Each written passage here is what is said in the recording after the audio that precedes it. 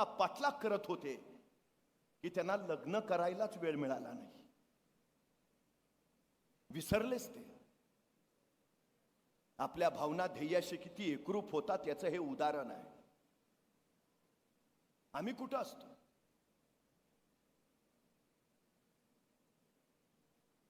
प्रेम करायला हरकत नाही, अजिबात हरकत नाही. पण तुम्हाला यशाच्या आभाळाचं गरुड व्हायचं असेल तर गरुडाचे सगळ्यात 5 महत्वाचे नियम आहेत.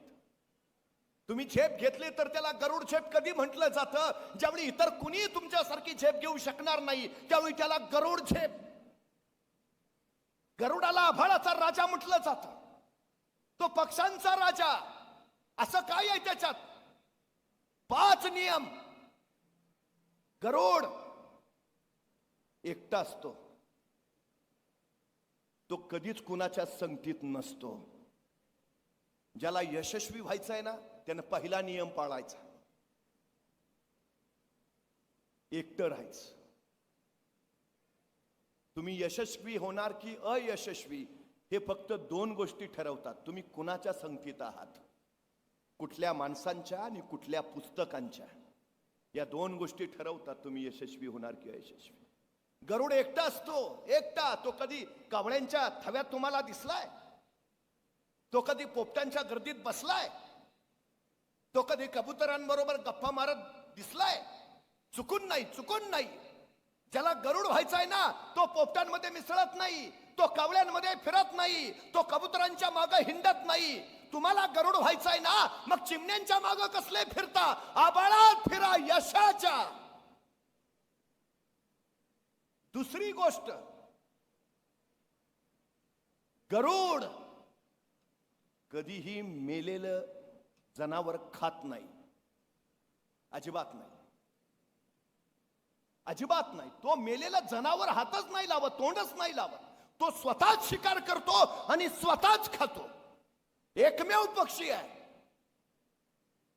जे मेलेलं किंवा दुसऱ्याने मारलेलं खातात, त्यांना गिधाड म्हणतात. तुम्हाला गरुड व्हायचं आहे ना, स्वतःची शिकार स्वतः करावी लागेल. शॉर्टकट नाही, कष्टानेच पुढे जावं लागेल जे गरुड करतो. परिस्थिती कशी असू दे, वेळ कशी असू दे, स्वतःची शिकार स्वतःच, कष्टाला नकार नाही. तिसरी गोष्ट सगळ्यात महत्वाची, गरुडाचं व्हिजन क्लिअर आहे. एकमेव पक्षी आहे. 5 किलोमीटरवरनच त्याचं स्वतःच सावज हेरतो तो, 5 किलोमीटरवरन. आणि मध्ये किती अडथळे येऊ दे, गाड्या येऊ दे, वाहनं येऊ दे, काय होऊ दे, त्याच्या सावजावरची नजर त्याची हलत नाही, अजिबात हलत नाही. एकमेव पक्षी आहे. आणि एकदा त्याची एखाद्या सावजावर नजर पडली की त्यांनी शिकार केलीच म्हणून समजा. गरुडाच्या बाबतीत असं होतच नाही की विजन ठरलंय पण मिळालं नाही, अजिबात नाही, मिळणारच. तुमचं ध्येय तसं हवंय, ठरलंय ना, मिळवणारच. चौथा नियम आहे गरुडाचा, सगळ्यात महत्वाचा.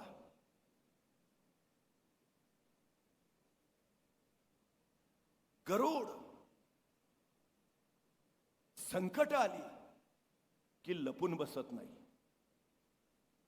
आभाळ आलं, पाऊस सुरू झाला, वादळ सुटलं, इतर सगळे पक्षी लपून बसतात, घरट्यात जातील, सावलीत येतील, निवाऱ्याला जातील. गरुड एकमेव आहे, तो संकट आलं की लपून नाही बसत, तो संकटात बाहेर पडतो.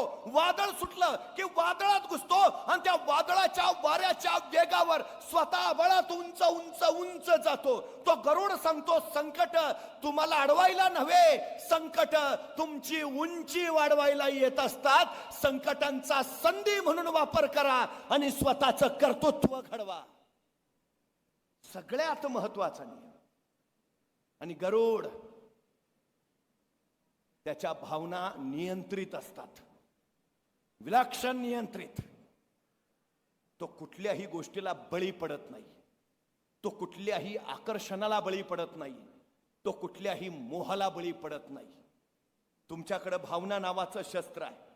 सगळ्यात महत्वाची गोष्ट सांगतो, सगळ्यात महत्वाची एकच गोष्ट, प्रेम करायचं आहे ना, स्वतःच्या ध्येयावर प्रेम करा. स्वतःच्या ध्येयावर, म्हणजे दुनिया तुमच्यावर प्रेम करेल. पोरींच्या माग कसले फिरता? स्वतःच्या ध्येयाच्या माग फिरा, की पोरींचे बाप तुमच्या माग फिरतील. कधीतरी या कर्तृत्वाचा विचार आम्हाला करता आला पाहिजे. जग घडवायचं सामर्थ्य ना ते. आणि सगळ्यात महत्वाची गोष्ट, शरीर खर्च नका करू, शरीराची गुंतवणूक करा. म्हणजे आयुष्यभर तो तुम्हाला परतावा देत राहील. आयुष्यभर आयुष्यभर. पण दुर्दैवाची गोष्ट अशी आहे, चौथीतली पोरं गुटखा खातात, 10वीतली पोरं सिगारेटी ओढतात, 12वीतली पोरं दारू पितात, आणि महाविद्यालयातली पोरं गांजा नाहीतर ते यमडी सारखं ड्रग्ज घेतात. ही आत्ताची वस्तुस्थिती आहे. मला प्रश्न पडतो नेहमी, असं कुठलं दुःख आहे तुम्हाला? असं कसलं संकट आहे तुमच्या आयुष्यात की नशेत ते तुम्हाला बुडवायचं? अशा काय अडचणी आहेत, काय वेदना आहेत तुमच्या की तुम्हाला त्या विसरून जायचं आहेत, म्हणून तुम्हाला या व्यसनांचा आहार घ्यावा लागतो? कशासाठी? 50 वर्ष आयुष्य महाराजांचं, प्रत्येक क्षण मृत्यूचा आहे. फतेह खानाला 7,500ची फौज गुण मृत्यू, 40,000ची फौज गुण अफजल खान आला मृत्यू, 1.25 लाखाची फौज गुण शाहिस्ता खान आला मृत्यू, मिर्झा राजा जयसिंग 3 लाखाच्या फौजेनिशी आला मृत्यू, महाराज आग्र्यात गेले, कैदेत अडकले मृत्यू. पण तरीही माझ्या छत्रपती शिवाजी महाराजांना सुपारीच्या खंडाचं देखील व्यसन नाही. खंडाचंही. एवढी संकट कोसळून त्यांना कुठल्या भावनेसाठी बाह्य गोष्टींचा आधार घ्यावा लागला नाही. आमची अडचण काय आहे? कशासाठी? छत्रपती शिवाजी महाराज के जय म्हणताना मग तुम्हाला या गोष्टी करायचा अधिकार नाही, व्यसन करायचा अजिबात अधिकार नाही. कधीतरी आम्ही जोखलं पाहिजे. जगाच्या पाठीवर अजून असं यंत्र तयार नाही झालं ज्याच्यात भाकरी टाकली की रक्त तयार होऊन बाहेर पडतं. असं अद्भुत शरीर नावाचं अलौकिक यंत्र त्या परमेश्वरानं आम्हाला दिलंय. विलक्षण आहे ते.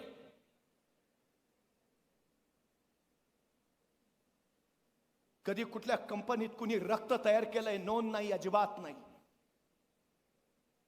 असे एकमेव द्वितीय. सांभाळा ना, खर्च कट करता.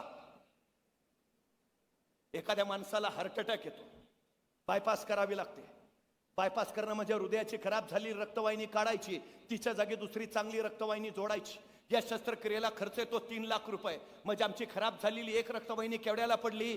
3 लाख रुपये. आमच्या हृदयाजवळ मुख्य 3 रक्तवाहिन्या बरोबर 1 लाख रक्तवाहिन्यांचं जाळं आहे. एका रक्तवाहिनीची किंमत जर 3 लाख, तर 1 लाख रक्तवाहिन्याची किंमत किती झाली? 2 डोळे दिलेत, एखादा डोळा बाद होतो, नवा डोळा बसवता येतो. एका नव्या डोळ्याची किंमत आहे 20 लाख, 2 डोळ्याची किंमत झाली 40 लाख. 2 किडन्या दिल्यात, माणसं नको ते अपेपान करतात, किडन्या बाद होतात, माणसं डायलिसिसवर जातात. डॉक्टर सांगतात जगायचं असेल तर किडनी बदलून घ्या, किडनी बदलून मिळते. एका नव्या किडनीची किंमत आहे 40 लाख, 2 किडन्याची किंमत झाली 80 लाख. म्हणजे आमची एक रक्तवाहिनी 3 लाखाची, डोळे 40 लाखाचे, किडन्या 80 लाखाच्या. असा जर शरीराच्या अवयवाचा हिशोब केला तर शरीराची किंमत जाते कोट्यावधी अब्जावधी रुपयांच्या पुढं. अरे त्या परमेश्वरानं जन्माला घालताना ही शरीर नावाची अब्जावधीची प्रॉपर्टी देऊन पाठवलं. ही जपाना कुठल्या गोष्टीसाठी खर्च करतो ती? आंधळ्याला विचारा डोळे किती महत्वाचे. हात नसलेल्या माणसाला विचारा हाताचं महत्व काय. पाय नसलेल्याला विचारा पाय किती गरजेचे. मग किंमत कळेल. ज्या वयात कर्तृत्वाच्या ध्वजा फडकवायच्या, त्या वयात धुरांच्या रेषा करत मस्ती करत हिंडतो आम्ही, की आमची सगळ्यात मोठी शोकांतिका आहे. सगळ्यात मोठी. आम्ही कधीतरी या सगळ्या गोष्टींचा विचार केला पाहिजे. कधीतरी ध्येय ठरवा आणि ध्येयाचा पाठलाग करा. अखंडपणे अखंडपणे. आपलं ध्येय आपल्या दृष्टी आड होता कामा नये.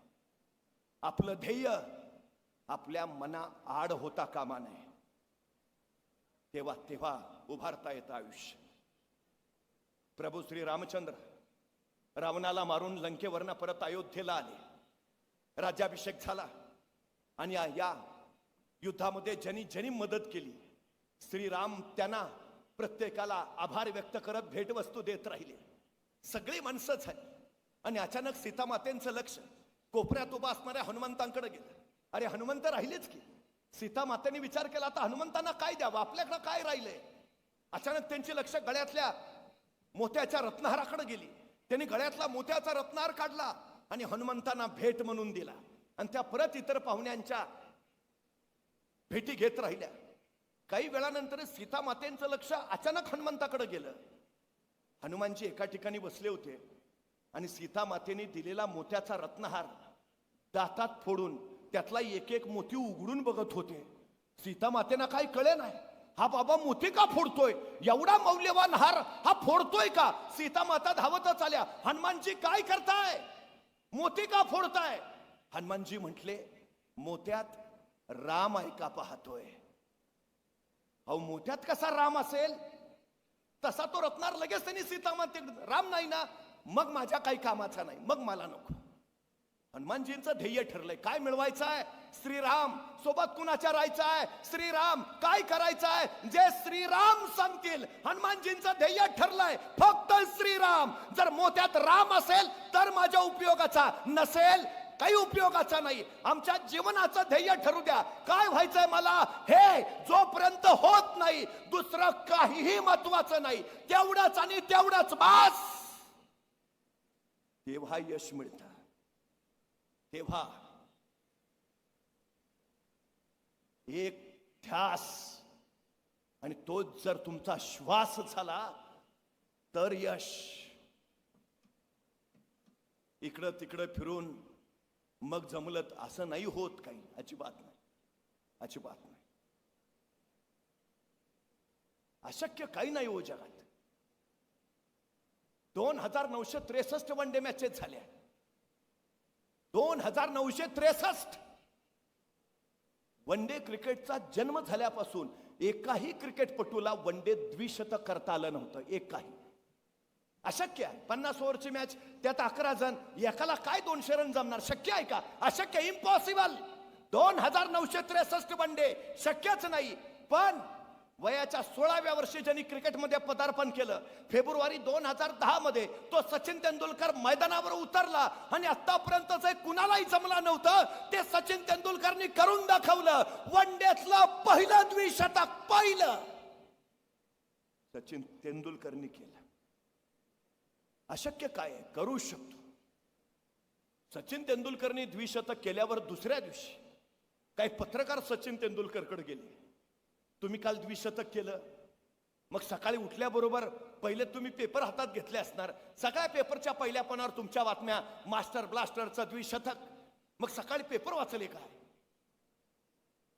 का. सकाळी उठल्या उठल्या तुम्ही मोबाईल हातात घेतला, एवढं द्विशतक केलं, सगळ्यांचे मेसेज आले असतील, कॉंग्रॅच्युलेशन्स, अभिनंदन. मग सकाळी उठल्या उठल्या मोबाईल हातात घेतला, काय केलं.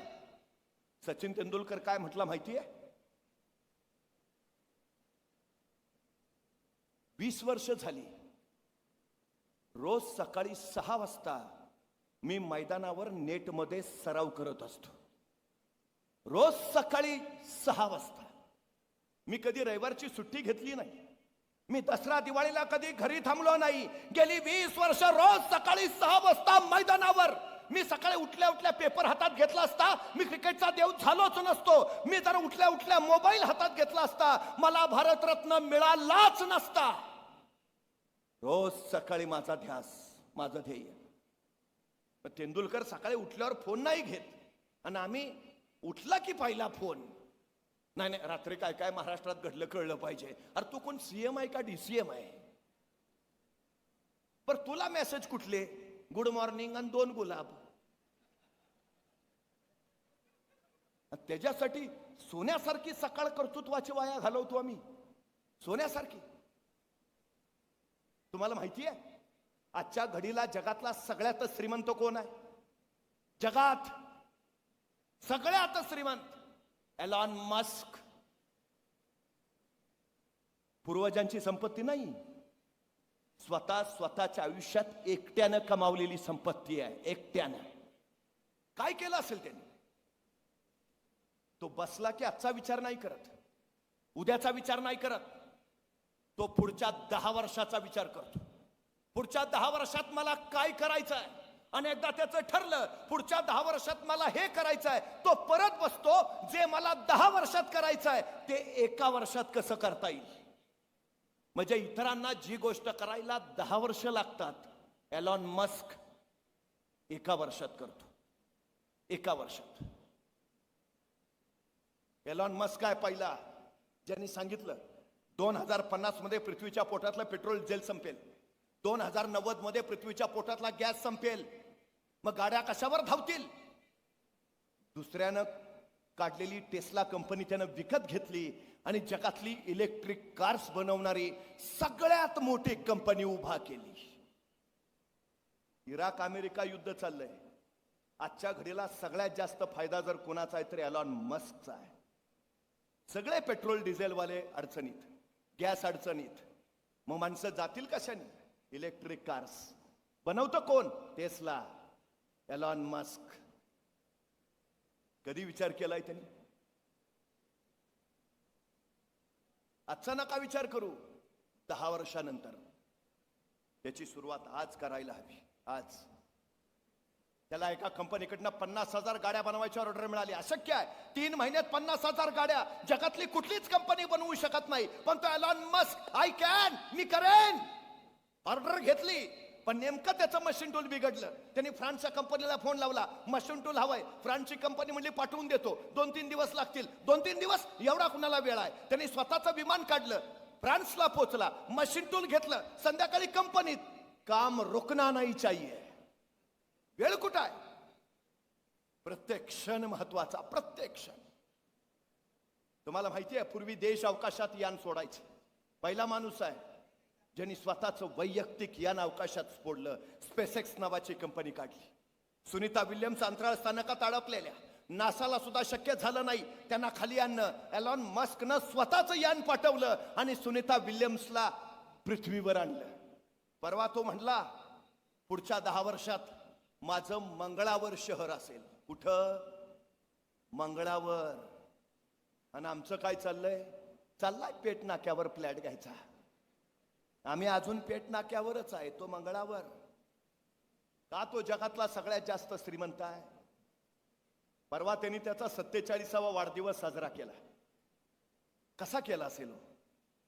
जगातला सगळ्यात श्रीमंत माणूस आहे, त्याचा वाढदिवस. काय सेलिब्रेशन असेल? अख्ख्या अमेरिकेत बोर्ड लागले असतील आमचे आधारस्तंभ. काय सेलिब्रेशन असेल? कसा साजरा केला असेल वाढदिवस? कसा केला माहितीये? आपल्या 47व्या वाढदिवशी एलॉन मस्क 24 तास अखंड काम करत होता. 24 तास अखंड काम. त्या दिवशी तो 1 मिनिट झोपला नाही. 1 मिनिट. वाढदिवसाचं सेलिब्रेशन कसं? 24 तास अखंड काम. हा जगातला श्रीमंत आहे तो. तुमच्याकडे काय आहे, काय नाही, काही फरक पडत नाही. पण तुमचं ध्येय काय आहे आणि ते मिळवण्यासाठी तुम्ही काय करताय त्यांनी मात्र प्रचंड फरक पडतो. प्रचंड. आत्मविश्वास ही सगळ्यात महत्वाची गोष्ट आहे. ज्याच्याकडे आत्मविश्वास आहे त्या आत्मविश्वासातनं ॲटिट्यूड जन्माला येतो. दृष्टिकोन. आता ॲटिट्यूड 4 प्रकारचा असतो. त्याच्यावर ठरतं आम्ही यशस्वी की अयशस्वी. ॲटिट्यूड. पहिला ॲटिट्यूड आहे झिरो ॲटिट्यूड. झिरो ॲटिट्यूड असणारी माणसं खतरनाक असतात. त्यांना काही सांगा त्यांचं उत्तर ठरलेलं असतं, नाही जमणार, जमणारच नाही. काही सांगा तुम्ही त्यांना, झिरो ॲटिट्यूड वाल्यांचं उत्तर ठरलेलं, नाही जमणारच नाही. बरं ही इतकी खतरनाक आहे, तेजा नाही ती नाहीच, ते सांगतो नाही, कुणालाच जमणार नाही, कुणालाच जमणार नाही. मी कायम सांगतो, एखाद्या गावाचा विकास करायचा असेल, समाजाचा विकास करायचा असेल, 4 गोष्टी फार महत्वाच्या. पहिली गोष्ट, ज्याच्याकडे पैसा आहे त्यांनी पैसा द्यावा. दुसरी गोष्ट, ज्याच्याकडे वेळ आहे त्यांनी वेळ द्यावा. तिसरी गोष्ट, ज्याच्याकडे कष्ट आहे त्यांनी कष्ट द्यावे. आणि चौथी गोष्ट, ज्याच्याकडे या तिन्हीपैकी काहीच नाही त्यांनी किमान गप राहावे. अडचण पहिल्या तिघांची नसते, वळवळ ज्याच्याकडे काही नाही त्याची जास्त. चळवळ मोडीत काढायला कायम पुढे हे झिरो ॲटिट्यूड. याच्यानंतरचा दुसरा प्रकार आहे लोअर ॲटिट्यूड. ही पण तितकीच भयानक. यांना काही सांगा, त्यांचं पण ठरलेलं नाही, मला नाही जमणार, जमणारच नाही. पण जोशी सर यांचं जरा बरं असते, म्हणतात तुला जमेल तू कर. म्हणजे एखाद्याला म्हटलं ना, चल ना जरा नोकरी बिक्री चांगली करू, पैसे बिसे मिळवू, ऑडी मर्सिडीज घेऊ, नाही तू घे, मला नाही जमणार, मी बसेन तुझ्या गाडीत, तू घे. हे लोअर ॲटिट्यूड. म्हणजे एखाद्याला म्हटलं ना, चल ना आज व्यंकटेश्वरा शिक्षण संस्थेचा वर्धा पारितोषिक वितरण सोहळा आहे, चल चल चल काहीतरी करूया, तो करूया की, पण मी एकटा येऊन काय करणार, बाकीचे नकोत का? मग आपण त्याला तिथंच सोडतो, बाकीचे गोळा करायला जातो, बाकीचे गोळा करून मग त्याच्याकडे येतो, चल आलेत बाकीचे. मग तो म्हणतो मग आहेत ना बाकीचे, मी नाही आला म्हणून काय होतंय. हे लोअर ॲटिट्यूड वाले. याच्यातला तिसरा प्रकार आहे एव्हरेज ॲटिट्यूड. त्यांना काही सांगा, त्यांचं उत्तर ठरी नाही म्हणत नाही. त्यांचं उत्तर ठरलं नाही, करून अडचण काय, प्रयत्न करा काय हरकत आहे. जिंकू म्हणत नाहीत, करूच विषय नाही, पण यांचं उत्तर ठरलं नाही, नाही करू करू करू, प्रयत्न करा काय हरकत आहे.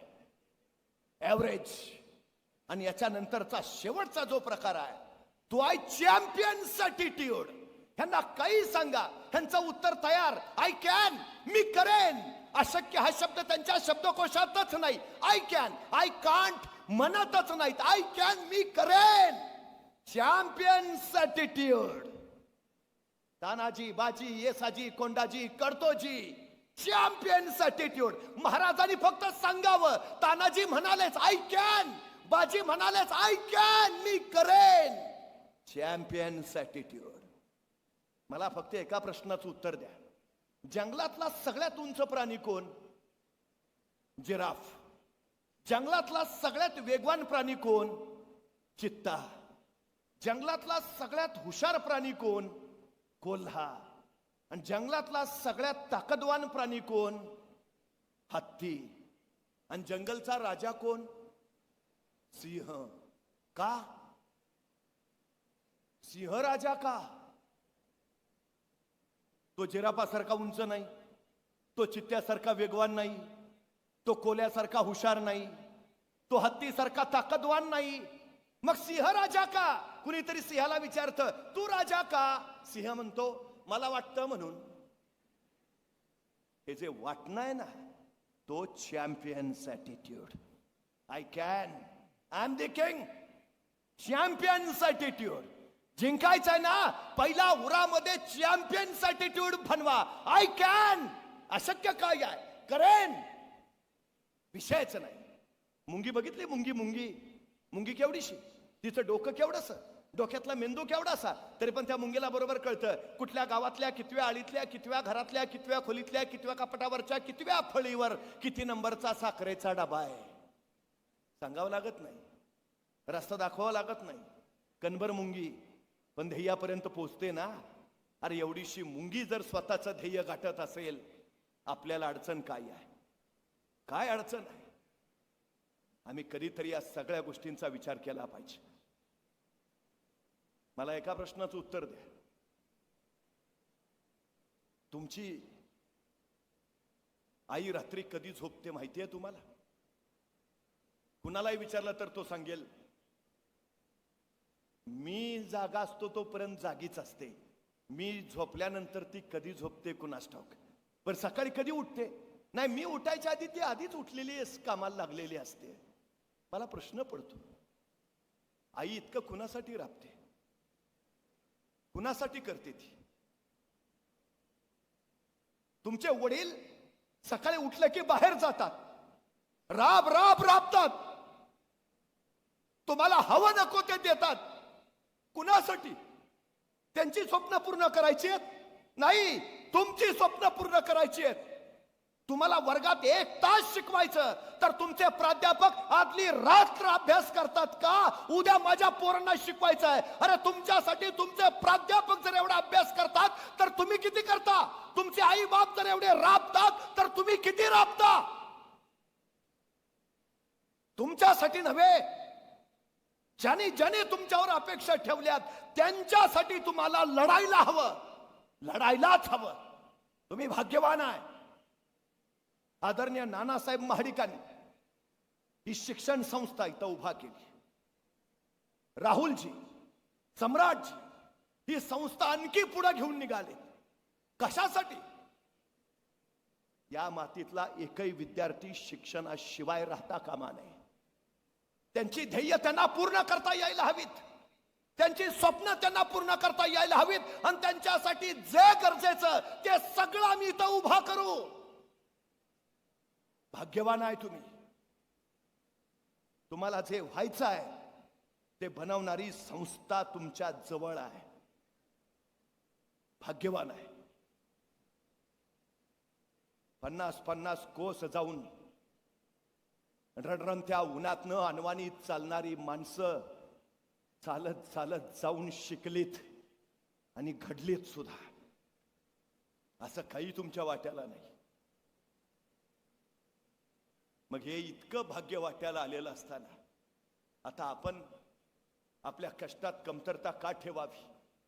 लढावं, भिडावं, वादळाशी झुंज घ्यावी. शांत समुद्र कधीही उत्तम खलाशी तयार करत नाही. समुद्र उधाणलेला असला, लाटावर लाटा कोसत असल्या, वादळ वारं सुटलेलं असलं आणि अशा वादळात तुम्ही जर तुमची नौका घातलीत तरच तुमचा कस लागतो आणि किनाऱ्यावर पोचला तर तुम्ही सर्वोत्तम ठरता. त्यामुळे लढा आणि भिडा सुद्धा. यश तेव्हाच तुमची वाट पाहत असतं, सहज आणि सोपं. आजच्या या सोहळ्यामध्ये अनेकांनी आपल्या कलागुणांचा आविष्कार वर्षभर केला असेल. अनेकांनी आपल्या अभ्यासातून आपली बुद्धिमत्ता दर्शवली असेल. त्या साऱ्यांच्या कौतुकाचा हा सोहळा इथं साकार होतोय. खरं तर जगात कौतुकासारखी दुसरी प्रेरणा नसते. ही कौतुकच एकमेव सगळ्यात मोठी प्रेरणा आहे. 12 वर्षाच्या शिवबाराजेंना घेऊन मासाहेब जिजाऊ पुण्यात आल्या. उद्ध्वस्त झालेलं पुणे, भकास कंगाल झालेलं पुणे. रायारामानं गाढवाचा नांगर फिरवलाय सगळ्या पुण्यावरनं. सगळी भूमी उजाड झालीये. अशा उद्ध्वस्त भूमीत आलेल्या मासाहेब, पण माणसं होती कुठं? माणसं दूर दऱ्याखऱ्यात परगंदा. मासाहेबांनी या परगंदा लोकांना घातली साथ, या गावात या. पण रयतेने विचारलं कुणाच्या भरोशावर? आणि कडाडल्या जिजाऊ तुमच्या शिवबाराजांच्या भरोशावर. रयत परतू लागली, घरं घसबजू लागली, गावं कुजबुजू लागली. पण रयते पुढे पुन्हा एकदा प्रश्न पडला. गावात राहिलो, घरात राहिलो, पण खावं काय, प्यावं काय, शेती करावी तर पेरावं काय, काय आहे आपल्याकडं? आणि मग त्यावेळी महाराष्ट्रातली पहिली सहकारी संस्था उभा राहिली. या सहकारी संस्थेचं नाव होतं स्वराज्य आणि या संस्थेच्या संस्थापिका होत्या मासाहेब जिजाऊ. या स्वराज्य नावाच्या संस्थेतून इथल्या शेतकऱ्यांना बियाणं दिली, खतं दिली, बैल जोड्या दिल्या. बघता बघता शेतकरी रानात गेला, पेरणी झाली, मोत्यासारख्या दाण्याची कणसं लगडू लागली. शेतकरी आनंदी झाला, कष्टाला फळ आलं. पण त्याच वेळी काळजात कल्लोळ उडाला. आजूबाजूच्या दऱ्याखोऱ्यातली रानगव्यासारखी जनावरं उभ्या पिकात हैदोस घालायची, सगळं पीक पायाखाली तुडवायची, उभं रान नेस्तनाबूत करायची. डोळ्यात देखत उभं पीक वाया जाताना दिसू लागलं. शेतकरी हवालदिल झाला, धावत धावत मासाहेबांकडे आला. सांगता झाला, मासाहेब पेरणी तर झाली, पिकं तर आली, मोत्यासारख्या दाण्याची कणसही लगडली, पण मासाहेब जनावर उच्छाद मांडत्यात, उभ्या पिकात हैदोस घालत्यात, सगळं पीक नाशिवत्यात. काहीतरी करा मासाहेब. मासाहेबांना कळून चुकलं. पिकं जगली तर शेतकरी जगेल, पिकं जगली पाहिजेत. दुसऱ्या दिवशी मासाहेबांच्या विलक्षण बुद्धीतनं एक विलक्षण युक्ती बाहेर पडली. मासाहेबांनी आसपासच्या गावागावात दौंडी दिली. जो कोणी पिकात उच्छाद मांडणाऱ्या जनावरांचा बंदोबस्त करेल त्याला सोन्याचं कड दिलं जाईल. आणि बघता बघता गावात तर निवाण जिगरबाज पोरं बाहेर पडली. रातोरात पिकाभोवती पहारा करायला लागली. एखादं जनावर खुस पसताना दिसलं की त्याच्या चपळाईनं झेप मारायला लागली, त्याच्या मुसक्या आवळायला लागली, शेपटी तोडायला लागली आणि दाखवायला मासाहेबांकडे घेऊन यायला लागली. सोन्याचं कड मिळवायला लागली. एकाच दगडात 2 पक्षी मारले मासाहेबांनी. एक, जनावरापासून पिकाचं संरक्षण झालं आणि 2, स्वराज्यासाठी आवश्यक असणारी जिगरबाज मावळ्यांची मांदियाळी आपोआप गोळा झाली. एके दिवशी रात्री 1:30-2चा प्रहर होता. लाल महाल संत शांत निद्रिस्त झालेला. अचानक बाहेर 5-6 पोरांचा गलका ऐकू आला. तसा पारेकरी धावत धावत पुढे झाला. 5-6 तरणीबाण पोरं. एका पोराच्या खांद्यावर मोलमटा रानगव्याचं धूड. पारेकरने विचारलं, काय र? तसं तरणबाण पोरग सरदेशी पुढे झालं. मासाहेबांनी भेटायचंय. का र? मासाहेबांनी दमडी दिली नव. जो कोणी जनावराची शिकार करल त्याला सोन्याचं कडं दिलं जाईल. ही काय जनावर घेऊनच आलोय नव. तसा पहारेकरी म्हटला, अरे पर सकाळी की मासाहेब झोपल्यात आत्ता. नाही नाही, मासाहेबांनी भेटल्या बेगार जाणार नाही. अरे येडा का खोळाल्या का? रातचं 1:30 वाजल्यात. सकाळी की मासाहेब झोपल्यात आत्ता. नाही नाही, मासाहेबांनी भेटल्या बेगार जाणार नाही. पोरं ऐकायला तयार नाहीत. तोपर्यंत बाहेरचा गोंधळ ऐकून मासाहेब स्वतः जातीनं येत्या झाल्या. काय गडबड रे? तसं तरणबाण पोरग सरदिशी पुढे झालं. मासाहेब तुम्ही दमडील ती नव. जो कोणी जनावराची शिकार करल त्याला सोन्याचं कडं दिलं जाईल. ही काय जनावर घेऊनच आलोय नव. मासाहेबांनी एकदा त्या पोराकडं एकदा त्या जनावराकडे बघितलं आणि मासाहेब त्याला म्हणाल्या, अरे पण आम्ही दौंडीत असंही सांगितलेलं की अख्खं जनावर दाखवायला आणायची गरज नाही. नुसती शेपटी दाखवायला आणली तरी चालेल. अख्खं जनावर कशाला घेऊन आला? तशी त्या पोरानं मान खाली घातली आणि ते पोर मासाहेबांना म्हणालं, मासाहेब ध्यानातच नाही राहिलं बघा. आणि काय रे, सकाळी आला असता तर आम्ही काय तुला सोन्याचं कडं दिलं नसतं? एवढं जसं ऐकलं तस त्या पोराच्या दोन्ही डोळ्यातनं गळगळ गळगळ पाणी ओखळायला लागलं. त्याला हुंदका फुटला. आलेला हुंदका दाबत तो मासाहेबांना म्हणाला, मासाहेब सोन्याचं कडं मिळावं म्हणून नाही आलो मासाहेब, तुमच्या कौतुकाची थाप माया पाठीवर पडावी म्हणून आलो मासाहेब, तुमच्या कौतुकाची थाप पडली ना की 10 हत्तीचं बळ येतं. या जनावराची शिकार केली आणि वाटलं कवा एकदा तुमच्या जवळ येतो आणि कवा एकदा तुमच्या कौतुकाची थाप पाठीवर घेतो. सोन्याचं कडं नको मासाहेब, तुमच्या कौतुकाची थाप फक्त माया पाठीवर पडू द्या. मासाहेब पुढं झाल्या. त्या पोराचे डोळे पुसले. त्याला विचारलं, नाव काय रे तुझं? तसं ते पोर म्हणाल, तान्हाजी मालुसरा, उमराड गावचा जी. आणि त्या दिवसापासून तान्हा जो मासाहेबांचा झाला, मरेपर्यंत स्वराज्याचा राहिला. एक कौतुकाची थाप माझ्या तानाजींना घडवणारी ठरली.